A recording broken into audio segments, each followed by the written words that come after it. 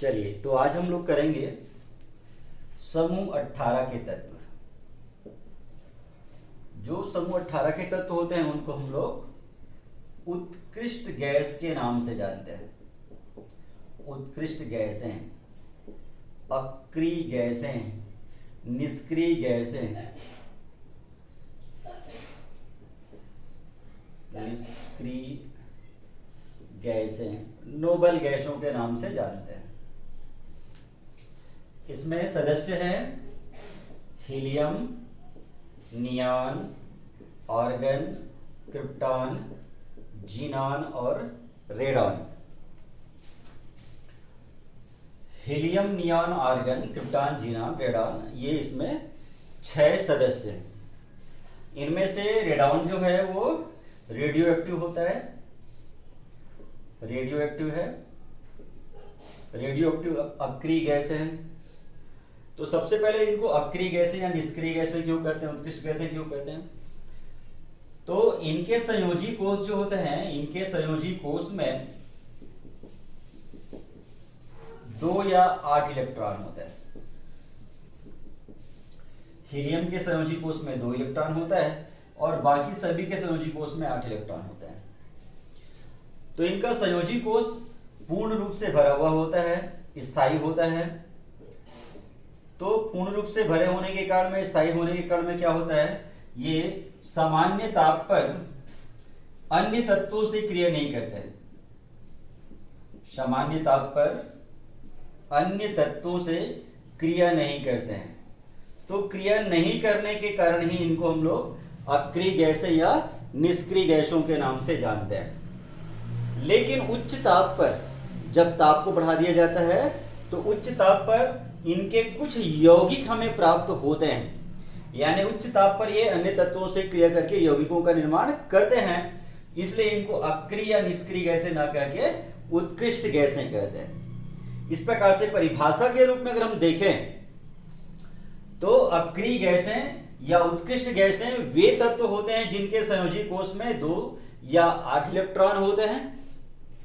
इनका संयोजी कोष पूर्ण रूप से भरा होने के कारण में ये स्थायी विन्यास की स्थिति में होते हैं। अब दूसरी बात है कि इनको एक ही समूह में रखा गया है, सबको, जितने भी अक्रिय गैसें हैं, निष्क्रिय गैसें हैं। तो इसके कुछ कारण हैं इनको एक ही समूह में रखने का कारण। एक ही समूह में क्यों रखा गया है? तो सबसे पहला बात यह है कि ये सभी जो इलेक्ट्रॉन ग्राही और इलेक्ट्रॉन दाता परमाणुओं के बीच में, तत्वों के बीच में ये सेतु का कार्य करते हैं। समूह 18 जो है हीलियम, नियॉन, आर्गन वाला, इससे पहले समूह 17 के तत्व हैं फ्लोरीन, क्लोरीन, ब्रोमीन, आयोडीन, ये सब के सब इलेक्ट्रॉन ग्राही होते हैं। ये सब के सब अधातु तत्व होते हैं। और समूह 18 के बाद यानी समूह 1 लिथियम, सोडियम, पोटेशियम, रुबिडियम, ये सब के सब इलेक्ट्रॉन दाता होते हैं। ये सब के सब धातु तत्व होते हैं। तो ये इलेक्ट्रॉन ग्राही और इलेक्ट्रॉन दाता या फिर अधातु और धातु तत्वों के मध्य में ये सेतु का कार्य करते हैं सभी तत्व। दूसरी बात है ये सभी एक परमाणुक होते हैं।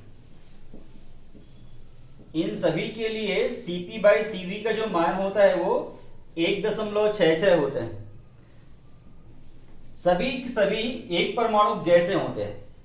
अब ये एक परमाणु गैस क्यों होते हैं? कारण ये है, तो पहला तो ये है कि जितने भी एक परमाणु गैस होते हैं उन सभी गैसों के लिए Cp/Cv का मान 1.66 होता है और इनके लिए भी 1.66 होता है।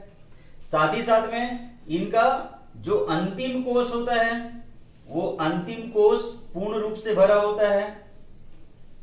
अंतिम कोष जो है वो स्थायी होता है, पूर्ण रूप से भरा हुआ होता है। इनकी इलेक्ट्रॉन बंधुता शून्य होता है। इन सब की इलेक्ट्रॉन बंधुता जो है वो शून्य होता है और आयनन ऊर्जा का जो मान होता है वो उच्च होता है।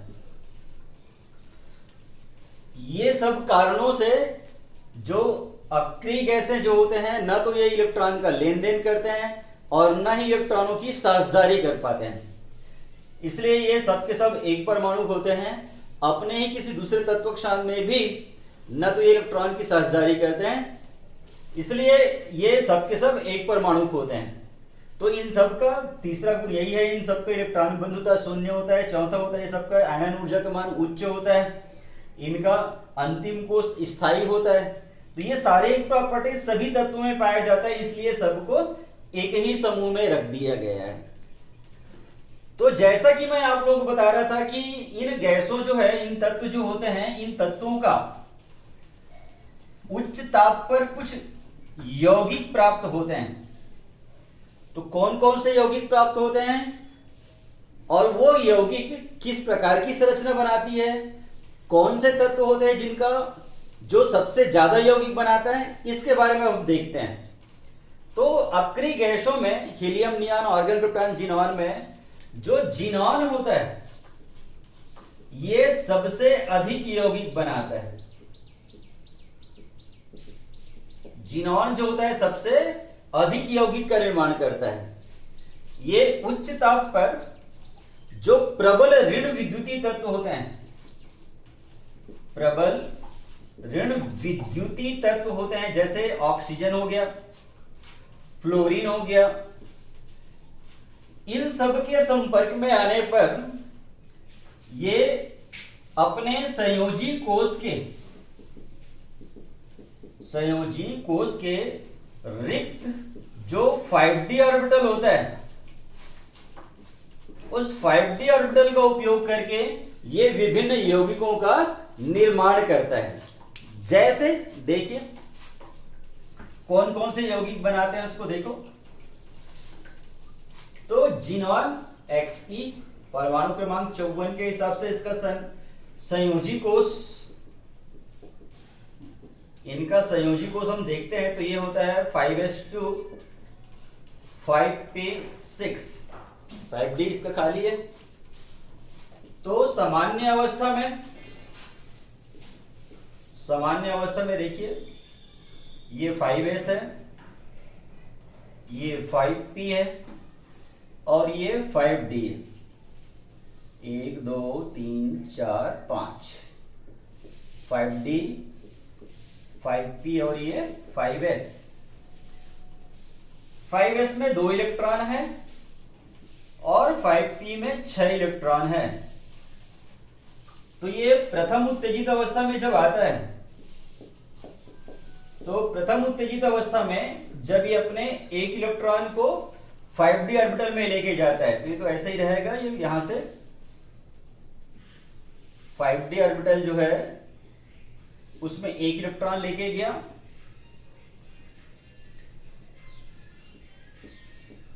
ये 2 इलेक्ट्रॉन रहेगा, यहां भी 2 इलेक्ट्रॉन रहेगा, यहां से 1 इलेक्ट्रॉन लेके गया।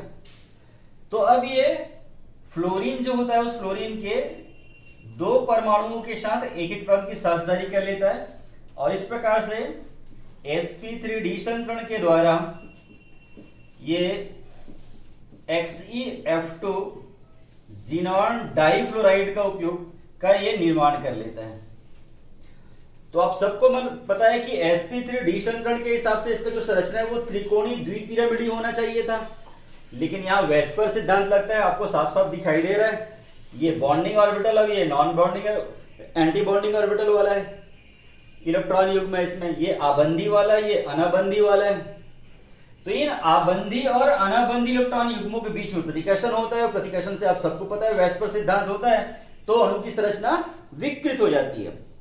तो यहां पे भी अणु की संरचना ऐसा त्रिकोणीय द्विपिरामिडीय होना चाहिए था, लेकिन यहां पे त्रिकोणीय द्विपिरामिडीय ना होकर के फ्लोरीन जो है वो 2 परमाणु तो है, लेकिन यहाँ पे 1 2 3 अयुग्मित इलेक्ट्रॉन होने के कारण में इसकी जो संरचना होती है ये 3 अयुग्मित इलेक्ट्रॉन का लोभ हो गया।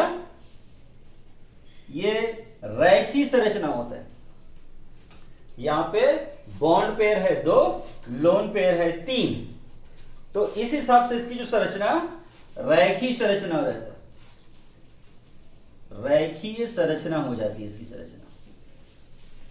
इसी प्रकार से जब ये द्वितीय उत्तेजित अवस्था में आता है,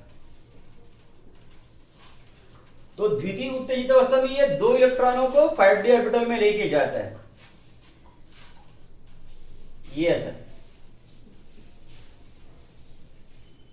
5p ऑर्बिटल से ये 2 इलेक्ट्रॉनों को 5d ऑर्बिटल में लेके जाता है। इस प्रकार से इसके संयोजी कोष में अब 4 अयुग्मित इलेक्ट्रॉन हो जाते हैं। तो इन चारों अयुग्मित इलेक्ट्रॉनों में ये फ्लोरीन जो होता है, उस फ्लोरीन के 4 परमाणुओं के साथ संकरण करके ज़ीनॉन टेट्राफ्लोराइड बनाता है sp3d2 संकरण के द्वारा। sp3d2 संकरण होता है। इस sp3d2 संकरण के द्वारा ये ज़ीनॉन टेट्राफ्लोराइड को निर्माण कर लेता है। अब आप सबको पता है कि sp3d2 संकरण में अष्टफल की संरचना होता है, लेकिन यहां पर इसकी संरचना फिर से ये लोन पेयर और बॉन्ड पेयर के बीच में जो प्रतिकर्षण होगा, इस प्रतिकर्षण के कारण में इसकी जो संरचना होता है ये वर्गाकार, वर्ग के आकार का होगा, वर्गाकार और द्विपिरामिडी हो जा रहा है। देख लीजिए इसको, ये वर्गाकार हुआ, या फिर केवल आप चाहो तो इसको वर्गाकार संरचना भी कह सकते हैं। ये 2 लोन पेयर था, इसमें 2 लोन पेयर है और 4 इसमें बॉन्ड पेयर है। तो इसके हिसाब से ये जो संरचना आपको जो दिख रहा है इसमें, ये वर्गाकार समतली संरचना हो रहा है, वर्गाकार समतलीय संरचना हो रहा है। इसी प्रकार से तृतीय उत्तेजित अवस्था में हम लेंगे, तो तृतीय में अगर लेंगे 3 होगा, 3 और 3 कितना हो जाएगा, 6 हो जाएगा इसमें। तो sp3d3 संकरण होगा और टेट्रा के जगह में क्या हो जाएगा इसमें जी, हेक्सा हो जाएगा। ठीक है ना, टेट्रा की जगह में ये अब इस बार जो होगा वो क्या हो जाएगा, हेक्सा हो जाएगा। तो यहां पर इसकी जो संरचना होता है वो वर्गाकार द्विपिरामिडी संरचना रहेगा। चलिए देखिए, या इसको आप चाहो तो विकृत अष्टफल की संरचना भी कह सकते हैं। 1 2 3 4 5 और ये 6 फ्लोरीन हुआ। अष्टफल की संरचना में भी ऐसी रहता है, लेकिन अभी एक इसमें लोन पेयर है, तो उस लोन पेयर के कारण में इसकी जो संरचना जो है वो विकृत अष्टफल की संरचना होता है। विकृत अष्टफल की संरचना, या आप चाहो इसको बताया मैं वर्गाकार द्विपिरामिडी संरचना कह सकते हैं। तो इस प्रकार से यहां पे आपने देखा कि ज़ीनॉन जो है वो अपने रिक्त 5d ऑर्बिटल का उपयोग करके विभिन्न यौगिकों का निर्माण करता है। ये तो सब फ्लोरीन के साथ हुआ। इसी प्रकार से ये ऑक्सीजन के साथ में भी मैं आपको बताया था कि जब ज़ीनॉन जो होता है वो प्रबल ऋण विद्युत तत्व जैसे ऑक्सीजन या फ्लोरीन के साथ में इलेक्ट्रॉन जो है उसका क्या करता है, साझेदारी करता है, तो ऐसी स्थिति में ये विभिन्न यौगिकों का क्या करता है, निर्माण करता है। जो प्रबल ऋणात्मक तत्व होते हैं उन प्रबल ऋणात्मक तत्वों के साथ ये यौगिकों का निर्माण करता है, जैसे ऑक्सीजन और फ्लोरीन के साथ। तो जैसे हमने फ्लोरीन के साथ देखे उसी प्रकार से हम ऑक्सीजन के साथ में भी देख सकते हैं। तो ये ऑक्सीजन के साथ में ज़ीनॉन ट्राइफ्लोराइड और ज़ीनॉन टेट्राफ्लोराइड का निर्माण करता है। ये दोनों की जो संरचना होती है वो sp3 संकरण के द्वारा होता है, लेकिन यहां पर जो XeO3 जो संरचना है उसमें क्या होता है, इसमें एक एकाकी इलेक्ट्रॉन युग्म रह जाता है, इसलिए इसकी जो संरचना होगा वो चतुष्फलकी नहीं होता है, बल्कि ये पिरामिडी संरचना रहता है। XeO3 जो है वो उसकी संरचना पिरामिडी प्रकार का होता है, और XeO4 में पूर्ण रूप से sp3 संकरण होता है, इसलिए ये इसका संरचना चतुष्फलकी संरचना होता है। क्लियर हुआ बात आप लोगों को? यहां पर ये जब ऑक्सीजन के 3 परमाणुओं के साथ जुड़ता है, ये तृतीय उत्तेजित अवस्था में हुआ, तृतीय उत्तेजित अवस्था में ये यहां पे sp3 संकरण हुआ, तो इस sp3 संकरण से ये जिनॉन के ट्राई ऑक्साइड का निर्माण करेगा। लेकिन जब ये उत्तेजित अवस्था में आता है, पूरी इलेक्ट्रॉन उत्तेजित हो जाता है, तो उत्तेजित अवस्था में देखिए इसको 1 2 3 4 सभी इलेक्ट्रॉन जो है वो उत्तेजित हो जाता है, तो ये 1 2 3 4 ऑक्सीजन के 4 परमाणुओं के साथ जुड़ेगा, तो यहां पे भी sp3 संकरण हुआ, और इस sp3 संकरण से जिनॉन टेट्राफ्लोराइड का निर्माण हुआ। तो इस प्रकार से ये दोनों ही XeO3 और XeO4 दोनों का जो निर्माण होता है वो sp3 संकरण से होता है। लेकिन यहां पर पहला वाला जो होता है XeO3 होता है, उसमें एक एकाकी इलेक्ट्रॉन युग्म होता है, इसलिए इसकी संरचना पिरामिडी आकार की हो जाती है। एक एकाकी इलेक्ट्रॉन युग्म रहेगा और 3 ऑक्सीजन के परमाणु रहेंगे। ऑक्सीजन जब भी जुड़ता है, अकेले तो बताया था, द्विबंध के साथ जुड़ता है, और यहां पर पूरे जो इलेक्ट्रॉन जो है बॉन्डिंग पेयर के रूप में रहता है। इस हिसाब से यहाँ पे इसकी जो संरचना होता है वो चतुष्फलकीय संरचना होता है। तो इस प्रकार से हमने देखा कि जिनॉन जो है वो उत्तेजित अवस्था में जब वो ऑक्सीजन या फ्लोरीन के संपर्क में आता है, उच्च ऋण विद्युत तत्वों के संपर्क में आता है, तो किस प्रकार से विभिन्न यौगिकों का निर्माण करता है। तो इस प्रकार से ये हमारा हुआ उत्कृष्ट गैसें और उनके यौगिक। धन्यवाद।